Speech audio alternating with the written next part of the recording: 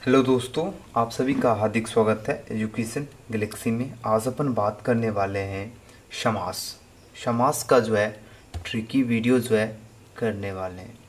तो आप लोग ध्यान से पूरा वीडियो देखिए। उस सारी जितने भी जो है एग्ज़ाम में आपको यहाँ से समास से क्वेश्चन बनते हैं, सारे आप लोगों को अच्छी तरह से समझ लेना है, ताकि आपको एग्ज़ाम में एक भी मार्क्स जो है समास से कट ना हो।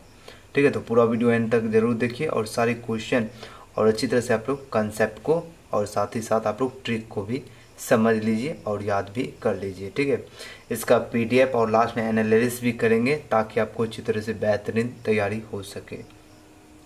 तो सबसे पहले यहाँ पर आप लोग देख सकते हैं, यहाँ पर लिखा है समास। समास जो है किसे पहले कहते हैं वो आप लोग याद रखना, क्योंकि यहाँ से 1 मार्क्स का जो है समास से भी ऑब्जेक्टिव पूछ दिया जाता है। ठीक है, तो आपको पहले अच्छी तरह से याद रखना है समास किसे कहते हैं। तो दो या दो से अधिक सार्थक शब्दों के मेल से जो है बने नए शब्द को क्या कहते हैं, तो उसे समास कहते हैं। समास किसे कहते हैं? दो या दो से अधिक सार्थक शब्दों के मेल से बने बने नए शब्द को क्या कहते हैं? समास। यानी दो या उससे अधिक, दो या तीन या चार, मतलब उससे अधिक जो है शब्दों से जो है मेल, यानी सब जुड़कर जो बनता है नया शब्द, उसे क्या कहते हैं? उसे समास कहते हैं। अब देखो समास जो है कितने प्रकार के होते हैं। तो समास जो है 6 प्रकार के होते हैं। कितने प्रकार के होते हैं? तो समास जो है 6 प्रकार के होते हैं। थोड़ा जूम छोटा कर देते हैं ताकि आप लोग को दिखने में एकदम परफेक्ट दिखे। ठीक है, तो समास जो है कितने प्रकार के होते हैं? तो समास 6 प्रकार के होते हैं। कौन कौन से समास होते हैं? तो अवयवी भाव समास होता है, दूसरा होता है तत्पुरुष समास, तीसरा होता है कर्मधारय समास, और चौथा क्या होता है? द्वंद्व समास, और पांचवा होता है द्विगु समास, और छठा होता है बहुव्रीहि समास। यानी समास जो है कितने भेद हैं? तो समास के 6 भेद हैं। ये भी क्वेश्चन पूछा जाता है कभी कभी कि समास के जो है कितने भेद हैं? तो समास के 6 भेद हैं। आप लोग इससे कैसे याद रखना है? जैसे साल में जो है कितने मंथ होते हैं? तो 12 मंथ होते हैं। इसका आधा क्या होता है? तो इसका आधा समास होता है। तो ये हो गया। अब देखो सबसे पहले आप अवयवी भाव समास का जो है ट्रिक समझेंगे, कैसे इसे जो है एग्जाम में पहचानेंगे कि ये अवयवी भाव समास है। ठीक है, तो इसका जो ट्रिक है यहाँ पर आप लोग देख सकते हैं। यहाँ पर लिखा गया है जिन शब्द से जो है प्रारंभ में, जिन शब्दों की जो है प्रारंभ में क्या हो? उपसर्ग लगा हो। यानी जो शब्द जो है जिसकी शुरुआत में उपसर्ग लगा होता है उसे कहते हैं अवयवी भाव समास कहते हैं। उपसर्ग कौन कौन हो गया? जैसे उपसर्ग हो गया यथा, अ हो गया, भर हो गया, अनु हो गया, निर हो गया, प्र हो गया, प्रति। यानी ये सभी जो है, ये सभी क्या है? उपसर्ग है। यहाँ पर क्या कहा जा रहा है? तो जिन शब्दों के प्रारंभ में उपसर्ग लगा हो उसे अवयवी भाव समास कहते हैं। तो उपसर्ग जो शब्द के पहले जो है उपसर्ग लगा जाता है उसे क्या कहते हैं? तो उसे अवयवी भाव समास कहते हैं। और कौन कौन सा उपसर्ग, ये आपको याद रखना है। यथा, अ, भर, अनु, निर, प्र और प्रति, ये सभी रहेगा तो कौन सा समास कहलाएगा? तो अवयवी भाव समास कहलाएगा। ठीक है, चलो एग्जाम्पल से समझते हैं। जिसे है यहाँ पर यथासंभव, यथासंभव। तो यथासंभव, यथा प्लस संभव, इसे भी विग्रह करिए तो क्या हो गया? यथा प्लस संभव। अब यथासंभव जो है कैसे जानेंगे कि ये अवयवी भाव समास है? ठीक है, ये जो है कैसे हम समझेंगे कि ये जो है अवयवी भाव समास है? तो आपको क्या ट्रिक बताएं? आपको ट्रिक बताए, जब भी शुरुआत में यहाँ पर है ना प्रारंभ में क्या हो? यथा हो, अ हो, भर हो, अनु हो, निर हो, प्र हो और प्रति हो। जब भी शुरुआत में ये रहता है प्रारंभ में तो वो सभी क्या होगा? तो वो सभी अवयवी भाव समास है। जैसे यहाँ पर क्या है? यथा संभव। तो यहाँ पर क्या है? यथा आ रहा है। तो यथा को देखेंगे तो आप लोग डायरेक्ट तो क्या कौन से समास हो गया? तो अवयवी भाव समास है। कौन सा समास है? तो अवयवी भाव समास। चलो हो गया। अब जैसे है अनुरूप, तो अनु, यहाँ पर क्या रहा है? अनु आ रहा है। यहाँ पर क्या है? तो यहाँ पर आपको बताए जो जिसकी शुरुआत में क्या अनु भी है, तो यहाँ पर क्या हो गया? ये भी क्या हो गया? अवयवी भाव समास हो गया। अब देखो आजन्म, आजन्म में क्या आ रहा है? आ रहा है। तो यहाँ पर आप लोग देख सकते हैं ट्रिक में आपको बताएं आ क्या हो गया? अवयवी भाव समास हो गया। ठीक है, अब है प्रतिदिन, प्रतिदिन है तो यहाँ पर आपको ट्रिक में बताए प्रति कौन कौन सा, ये देखो सभी ये आपको याद रखना है। या तो आपको उपसर्ग याद रखना कि जिनका फर्स्ट वर्ड उपसर्ग होता है वो अवयवी भाव समास होता है, या आपको याद रखना है यथा अ भर अनु नीर प्र प्रति। ठीक है, आजन में आ हो गया तो ये क्या हो गया, अवयवी भाव समास हो गया। अब देखो प्रतिदिन है, अब क्या है प्रतिदिन, तो प्रतिदिन में जो है क्या आ रहा है, प्रति आ रहा है, तो यहाँ पर आपको प्रति भी मिल रहा है, तो प्रति क्या हो गया, अवयवी भाव समास हो गया, अवयवी भाव समास। आराम से आप लोग पूरा वीडियो देखिए, आपको सारे अच्छी तरह से जो है कंसेप्ट, और आराम से एग्जाम एक भी मार्क्स समास से आपको नहीं कट होगा। अब है भरपेट, भरपेट में क्या होता है, भर प्लस पेट होता है। अब इसमें जो है कौन सा समास है, यहाँ पर क्या आ रहा है, भर आ रहा है, भर आ रहा है, तो भर जो है यहाँ पर आप लोग देख सकते हैं, भर यहाँ पर है, तो भर कौन सा समास हो गया, तो अवयवी भाव समास हो गया। ठीक है, तो आपको अवयवी भाव समास से आपका समझ आ चुका है किस तरह आपको याद रखना है। तो जिसके शुरुआत में जो उपसर्ग जो उपसर्ग लगा रहता है उसे अवयवी भाव कहते हैं। जिसके प्रारंभ में उपसर्ग कौन कौन सा, यथा अ भर अनु नीर प्र और प्रति, ये सभी रहेगा तो क्या हो गया, अवयवी भाव समास हो गया। ठीक है, चलिए बढ़ते हैं अगले क्वेश्चन। अगले दूसरा क्या है, तो दूसरा होता है तत्पुरुष समास। ये समझ आ चुका है। इसका पीडीएफ देखो, इसका पीडीएफ भी आप सभी को दे देंगे, इसका पीडीएफ आपको टेलीग्राम पर प्रोवाइड कर देंगे। टेलीग्राम आप लोग जो है, टेलीग्राम आप लोग प्ले स्टोर से डाउनलोड कर लेना है और सर्च कर लेना है एजुकेशन गैलेक्सी। पहले आप लोग अच्छी तरह समझ लो, ठीक है। आपको पीडीएफ को कोई टेंशन नहीं लेना है, आपको पीडीएफ हम शेयर कर देंगे, ठीक है, आपको टेलीग्राम पर। ओके, आपको सर्च कर लेना है, स्पेलिंग सही से लिखना, EDUCATION GALAXY, अच्छी तरह से लिख लेना, आपको वहाँ पर मिल जाएगा। ठीक है, तो यहाँ पर अवयवी भाव समाप्त हो चुका है इसका ट्रिक। अब आता है बाद में तत्पुरुष समास। कौन सी आता है, तत्पुरुष समास आ रहा है। अब तत्पुरुष का इसका ट्रिक देखते हैं। ठीक है, पहले ही सभी लिख लिए ताकि जो है लिखने में उतना जो है टाइम ना लगे। ठीक है, चलो आ चुका है स्क्रीन पर तत्पुरुष समास, आप लोग अच्छी तरह से देख रहे हैं।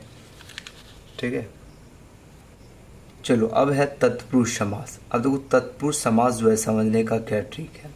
तो पहले यहाँ पर आप लोग देख सकते हैं, समास को जो है विग्रह करने पर कारक चिन्ह का लोप हो जाता है, यानी जो कारक चिन्ह है उसका लोप हो जाता है, उसे जो है तत्पुरुष समास कहते हैं।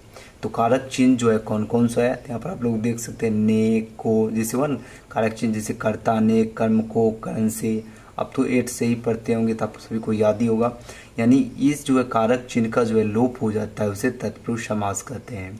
ठीक है, कौन कौन से कारक चिन्ह है, जैसे वह ने, को, से, के लिए, का, के, की, में, पर, है, ये सभी जो है कारक चिन्ह है। और इसे सभी का अगर लोप होता है तो क्या हो जाता है, तो तत्पुरुष समास हो जाता है। चलिए ऑप्शन से एग्जाम्पल से समझते हैं। तो आपको यहाँ पर लिख दिए हैं कारक चिन्ह।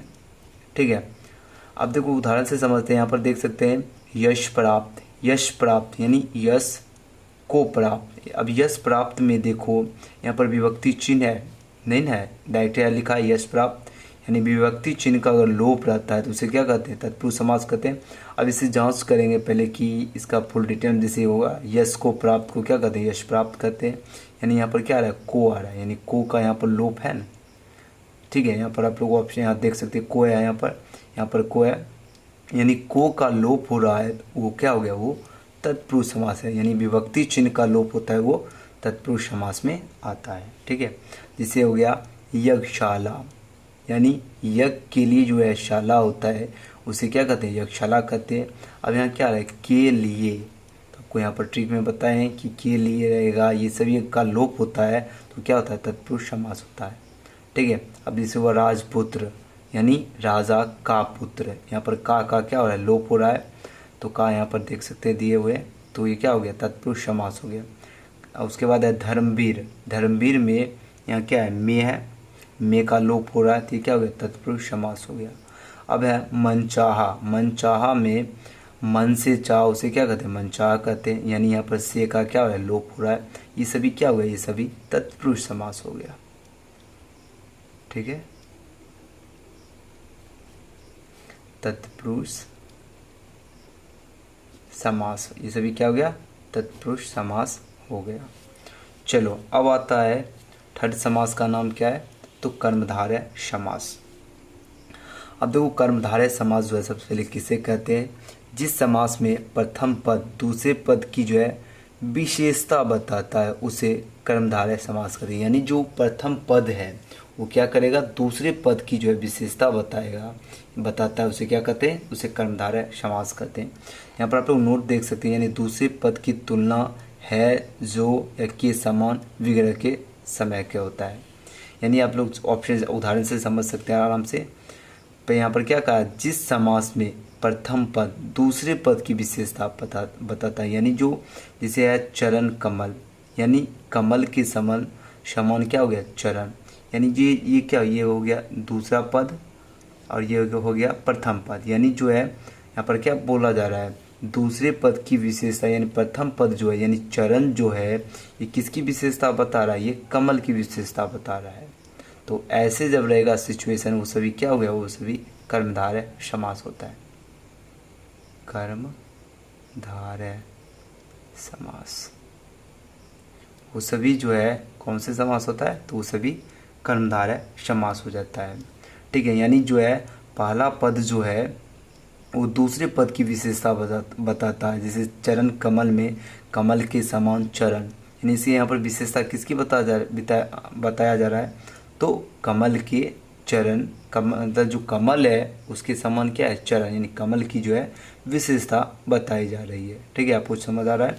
अब जैसे मान लो कमल नयन, यानी कमल के समान क्या नयन, तो आपको इस तरह याद रखना है, जैसे है जो या के समान, यहाँ पर आ रहा है ना के समान, यहाँ यानी जिसके बीच में के समान या है जो आएगा वो सभी क्या होगा, वो सभी कर्मधारय समास होगा।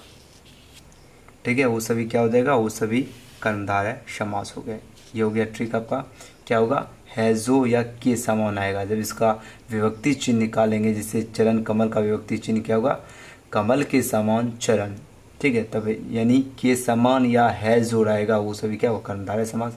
जैसे हो गया कमल नयन, तो कमल के समान क्या होगा, नयन हो गया, यानी के समान आ रहा है। अब है चंद्रमुख, यानी चंद्र के समान क्या हो, मुख हो।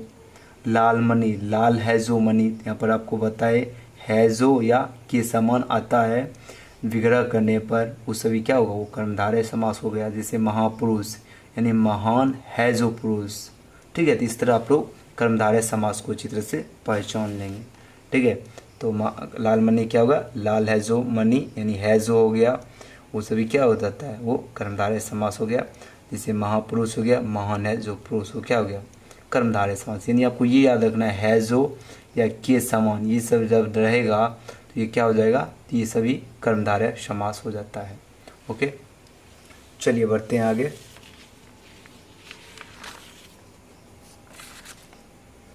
चलो उसके बाद आता है द्वंद्व समास। ठीक है, चलो अब देखते हैं द्वंद्व समास क्या होता है। ठीक है, देखो यहाँ पर द्वंद्व समास है। अब देखो द्वंद्व समास जो है, पहले इसका परिभाषा आप लोग अच्छी तरह से देख लीजिए। यदि दोनों पदों के बीच में क्या योजक चिन्ह हो, ये तो आसान सा है, बहुत आपको वीडियो ऑब्जेक्टिव में भी बता दिए हैं। क्या योजक चिन्ह लगा हो उसे क्या कहेंगे, तो वो द्वंद्व समास में क्या होता है, यानी जिसके बीच में क्या योजक चिन्ह लगा हो। जैसे यहाँ पर आप लोग देख सकते हैं दाल और रोटी, यहाँ पर क्या योजक चिन्ह लगा हुआ है, ये क्या हो गया, द्वंद्व समास हो गया। माता और पिता, ये क्या योजक चिन्ह लगा हुआ, ये क्या हो गया, द्वंद्व समास हो गया। उसके बाद है खरा और खोटा, इसके बीच में योजक चिन्ह लगा, ये क्या हो गया, द्वंद्व समास हो गया। नदी और नाले, ये क्या यहाँ पर है, योजक चिन्ह लगा हुआ, ये क्या हो गया, द्वंद्व समास हो गया। ठीक है, पाप और पुण्य, इसके बीच क्या योजक चिन्ह लगा हुआ है, ये क्या हो गया, द्वंद्व समास हो गया। अब देखो द्वंद्व समास तो एक तो ये आपको योजक चिन्ह से आपको पहचान लेना है, और सेकंड जो है, और एक और ट्रिक इसका होता है। जैसे मान लो यहाँ पर क्या है, और या, मतलब जैसे दाल और रोटी, इसको अगर सीधा से अगर बोले, अगर विग्रह करेंगे तो क्या होगा, दाल और रोटी, माता और पिता, खरा या खोटा, नदी और नाले, मतलब और, ये भी लिख देते हैं अगर आपको जैसे जो सा ट्रिक या वगैरह से आप लोग इसे याद रखना है। ठीक है, यानी जो थी इसे क्या कहते हैं, इसे योजक कहते हैं। योजक यानी आपको योजक से याद रखना है कि द्वंद्व समास होगा या और, या और हो गया, या हो गया, यानी और या जो रहेगा वो सभी क्या हो जाएगा, वो सभी द्वंद्व समास हो गया।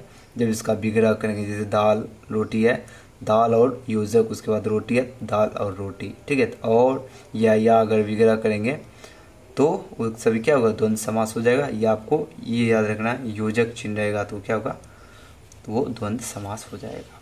चलिए, इसके बाद एनालिसिस सभी का अच्छी तरह से करा देंगे ताकि आपको अच्छी तरह से माइंड में सेट हो जाए। चलो, अब है द्विगु समास। यहाँ पर आप लोग देख सकते हैं द्विगु समास का पहले देख लीजिए परिभाषा।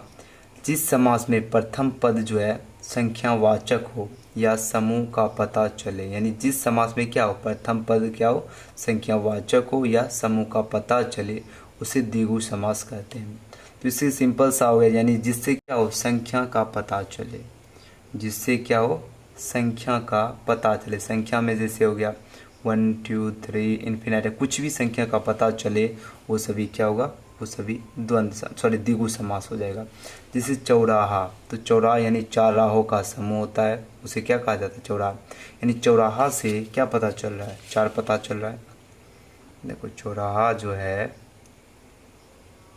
चौराहा से क्या पता है, चौ यानी चौ से 4, ये 4 हमको क्या बताया, जिससे संख्या का पता चले वो क्या हो जाए, वो क्या होगा, द्विगु समास होगा। जैसे हो गया द्विगु समास, वो क्या हो जाएगा, वो द्विगु समास हो गया। जैसे हो गया तिरंगा, यहाँ पर आप लोग देख सकते हैं तिरंगा, तिरंगा। आज के बाद जो आपका समास का एक भी गलत नहीं होगा क्वेश्चन, ठीक है, ऑब्जेक्टिव। तिरंगा से क्या निकला, 3 निकल रहा है, यानी 3 निकल रहा है, तो 3 यहाँ पर हुआ। 3 क्या आ रहा है, तो पहले संख्या में हम बोल दिए कोई भी संख्या आएगा वो क्या होगा, द्विगु समास होगा। जैसे त्रिकोण हो गया, नवरात्र से 9 निकल रहा है, दोपहर से 2 निकल रहा है, यानी जिससे कोई भी संख्या निकले वो सभी जो है कौन से समास में आता है, तो वो सभी द्विगु समास में आता है। ठीक है, चलो अब नेक्स्ट करते हैं। अब आखिरी है,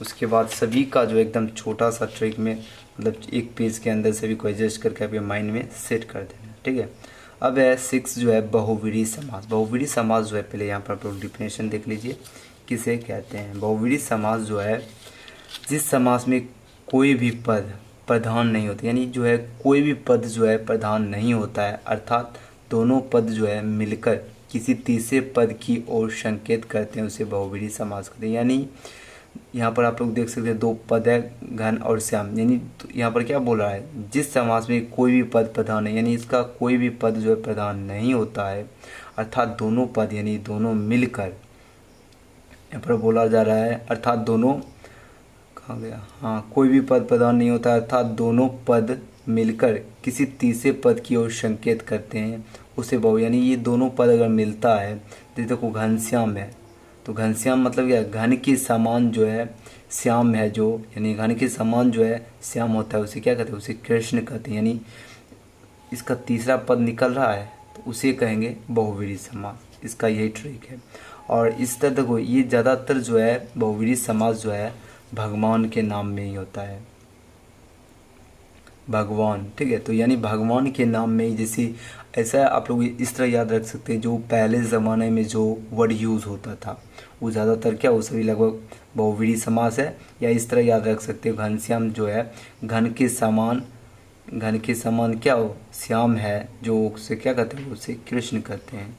जैसे हो गया लंबोदर, लंबोदर मतलब क्या होता है, लंबोदर है तो लंबा है उदर जिसके, तो लंबा है उदर जिसके, उसे क्या कहते हैं, उसे गणेश कहते हैं। तो यहाँ पर तीसरा हो गया, यानी तीसरे वर्ड की ओर संकेत करता है, उसे बहुव्रीहि समास कहते हैं। अब जैसे यहाँ पर हो गया गंगाधर, गंगा को धारण करने वाला, गंगा को जो धारण करता है उसे क्या कहते हैं, उसे शिव कहते हैं। अब दशानन, दशानन जो है 10 है आनन, आनन मतलब होता है शिव, तो 10 है आनन जिसके, वो कौन है, वो रावण है। यानी रावण के कितने सिर है, तो 10 सिर है। यानी ये जो है इसके प्रथम पद और दूसरा पद से कोई वैल्यू नहीं है, कोई भी पद इसका प्रधान नहीं होता है। और ये जो है तीसरे शब्द जो है मतलब ये तीसरे पद की ओर जो है संकेत करते हैं, उसे बहुव्रीहि करते हैं। जैसे मृत्युंजय, मृत्यु की ओर जीतने वाला कौन है, तो शंकर है। ये है बहुव्रीहि समास का ट्रिक। ठीक है, तो ये हो गया आपको समास से ये सभी ट्रिक है। आपको ये सभी ट्रिक का एनालिसिस जो एकदम छोटे से वर्ड में किए ये आपको अच्छी तरह से याद रखना। ये तो आपको डेफिनेशन सहित हो गया।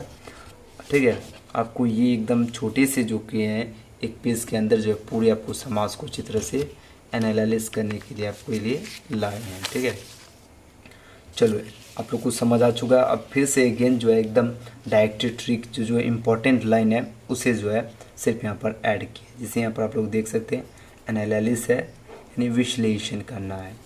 ठीक है, अब यहाँ पर देखो समास के 6 भेद होते हैं, ये तो आपको पता चल चुका है सभी, तो बेसिकली आपको ट्रिक समझ आ चुका है। अब ये मेन पॉइंट एक बार और रिवीजन कर लेंगे तो आपके माइंड में सेट हो जाएगा।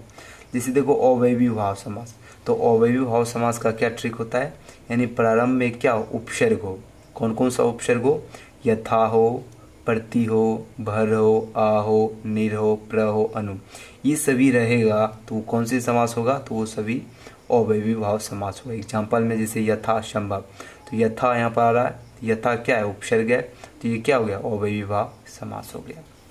उसके बाद है तत्पुरुष समास।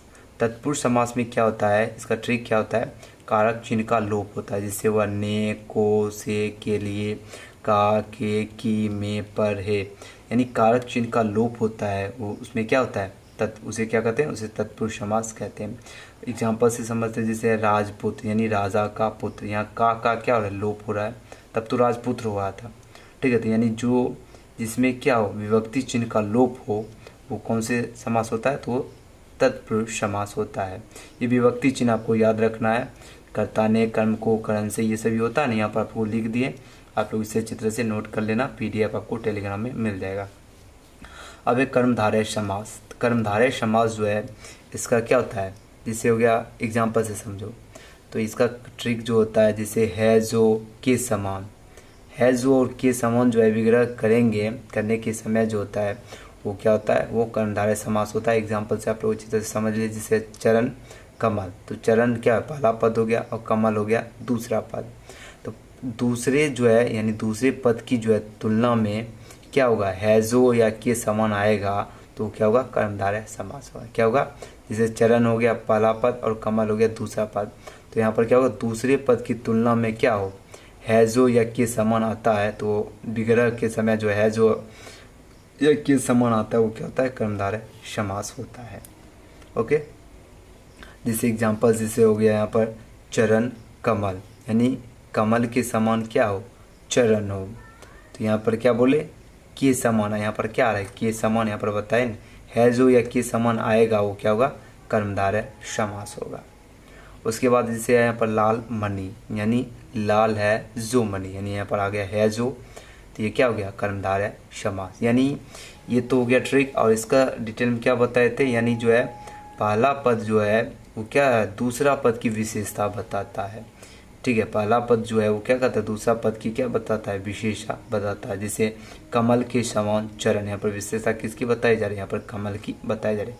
इस तरह भी आपको मतलब एग्जाम में आंसर चूज कर सकते हैं बहुत ही जल्दी, या ऐसे भी चूज कर सकते हैं अपने माइंड में इसको तोड़कर, है जो या के समान आता है तो वो कर्मधारय समास होता है। चलो अब आता है बात द्वंद्व समास की। तो द्वंद्व समास जो है इसमें क्या होता है, दोनों पक्षों के बीच क्या योजक चिन्ह, यानी दोनों पक्षों के बीच योजक चिन्ह होता है, उसे द्वंद्व समास कहते हैं। जैसे यहाँ पर है माता और पिता, माता और पिता के बीच में यहाँ पर क्या योजक चिन्ह है, ये क्या हो गया, ये द्वंद्व समास हो गया। दाल और रोटी, यहाँ पर क्या है, योजक चिन्ह है, ये क्या हो गया, द्वंद्व समास हो गया। चलो इतना आसान सा है, तो अब 4 हो चुका है, 5 6 अब लास्ट 2 ही बचा है। तो एनालिसिस जो है बहुत ही इंपॉर्टेंट है, आपको पूरे माइंड में जो है अच्छी तरह से सेट हो जाएगा। ये ट्रिक आपको जो एग्ज़ाम में आराम से कोई भी ऑब्जेक्टिव आज के बाद जो है आपका समास का गलत नहीं होगा। चलो अब है द्विगु समास। द्विगु समास में क्या होता है, संख्या का पता चले, यानी द्विगु समास में जो है संख्या का पता चले 1 2 3 या कुछ भी नंबर। जैसे मान लो यहाँ पर एग्जांपल से समझते हैं चौराहा, तो चौराहा में चौ से क्या पता चला, 4 पता चला, यानी जिससे संख्या का पता चलता है वो क्या होता है, वो द्विगु समास होता है।